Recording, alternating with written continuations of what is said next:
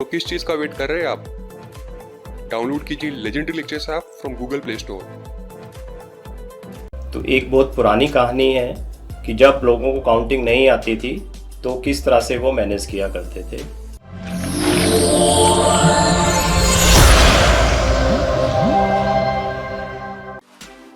Hello viewers, welcome to today's lecture. आज हम real numbers के बारे में पढ़ने जा रहे हैं। नंबर्स हर किसी की लाइफ में बहुत इम्पोर्टेंट पार्ट प्ले करते हैं। जिस दिन से आप जन्म लेते हैं, जब तक आप बड़े होते हैं, नौकरी लगती है, तो हमेशा numbers always play very important role. तो ये नंबर्स कैसे शुरू हुए, किसने इन्वेंट किया, कभी आपने सोचा है इस बारे में? आज हम थोड़ा सा जानने की कोशिश करते हैं किस तरह से ये नंबर्स इन्वेंट हुए होंगे। तो एक बहुत पुरानी कहानी है कि जब लोगों को काउंटिंग नहीं आती थी तो किस तरह से वो मैनेज किया करते थे। जो पुराने ज़माने में जब लोगों को काउंटिंग नहीं आती थी और उनके जानवर सुबह बाहर निकलते थे और जब वो शाम को वापस आते थे तो कई बार कुछ जानवर वापस नहीं आते थे, लेकिन लोगों को नहीं पता चल पाता था कि कितने जानवर वापस नहीं आए हैं। तब किसी ने दिमाग लगाया और एक प्रोसेस शुरू किया। वो प्रोसेस क्या था? जैसे ही एक जानवर बाहर जाएगा तो वो उसकी जगह एक पत्थर रख दिया करते थे। दूसरा जानवर गया तो दूसरा पत्थर रख दिया। इस तरह से जैसे जैसे एक जानवर बाहर जाता गया, एक एक पत्थर वो रखते गए। अब जब शाम को वो जानवर वापस आए तो जैसे ही एक जानवर अंदर आया तो एक पत्थर हटा दिया, दूसरा जानवर आया तो दूसरा पत्थर हटा दिया, और इस तरह से वो उनको मैच कर लिया करते थे। तो अगर कोई पत्थर नहीं हटा है तो इसका मतलब है कि उतने जानवर वापस नहीं आए। इस तरह से लोगों ने नंबर्स को इन्वेंट किया और सबसे पहला सेट इन्वेंट किया गया सेट ऑफ नेचुरल नंबर्स, जिसे हम कैपिटल N से डिनोट करते हैं। और इसके क्या क्या मेंबर्स होते हैं? 1, 2, 3, 4, 5 and so on up to infinity. They are countably infinite. अभी इस सेट में कुछ और एडिशंस किए गए। जब सब जानवर वापस आ गए तो कोई भी जानवर नहीं बचा जो कि बाहर था। तो तब किसी ने ज़ीरो के बारे में सोचा कि अगर जितने नंबर्स हैं उसमें से उसी नंबर को हटा दिया जाए तो कितने नंबर बचेगा? ज़ीरो बचेगा। तो सेट ऑफ नेचुरल नंबर्स में अगर आप ज़ीरो को एडअप कर दें तो आपको नेक्स्ट स्टैंडर्ड सेट मिल जाता है, जिसे हम कहते हैं सेट ऑफ होल नंबर्स। इसे हम कैपिटल W से डिनोट करते हैं। So what is this set? Capital W is 0, 1, 2, 3, 4, 5 so on. उसके बाद एडिशंस लोगों को आया, सब्ट्रैक्शन के बारे में लोगों ने सोचा।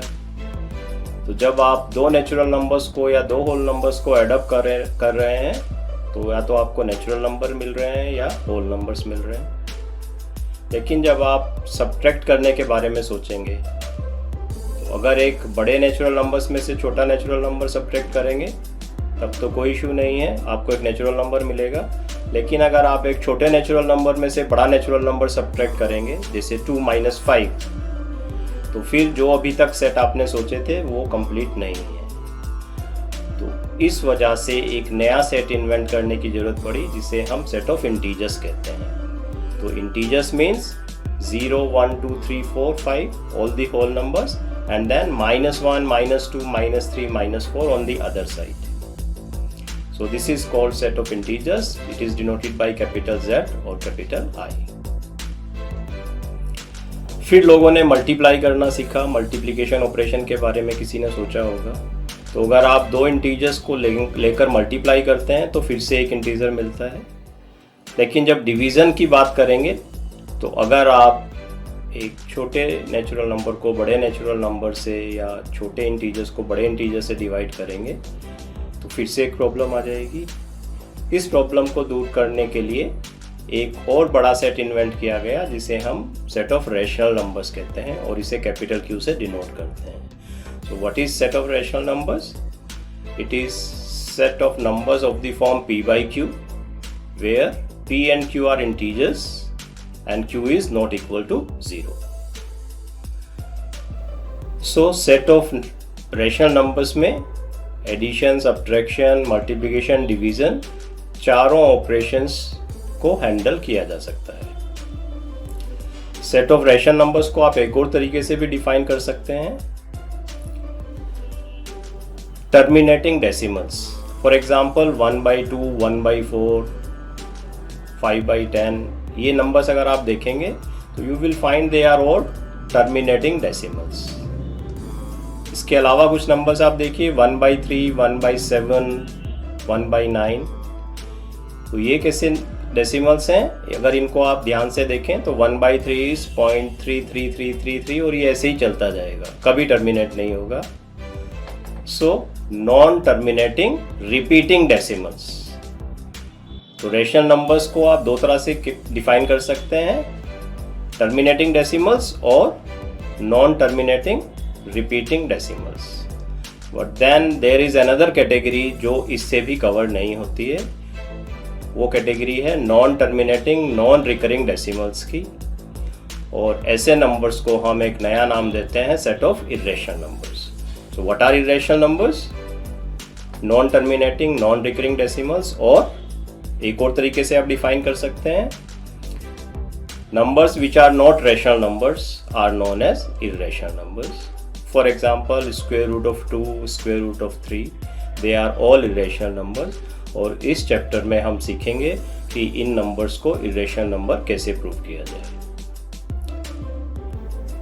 इसके अलावा इस चैप्टर में हम Euclid's algorithm, Euclid's division lemma के बारे में भी पढ़ेंगे, जिसमें हम जान पाएंगे, इसको आप ऑलरेडी जानते हैं, यूज़ करते हैं, बट इसकी एक फॉर्मल डेफिनेशन हम पढ़ेंगे कि given any two positive integers a and b, you can always find two numbers q and r called quotient and remainder such that a can be written as bq plus r.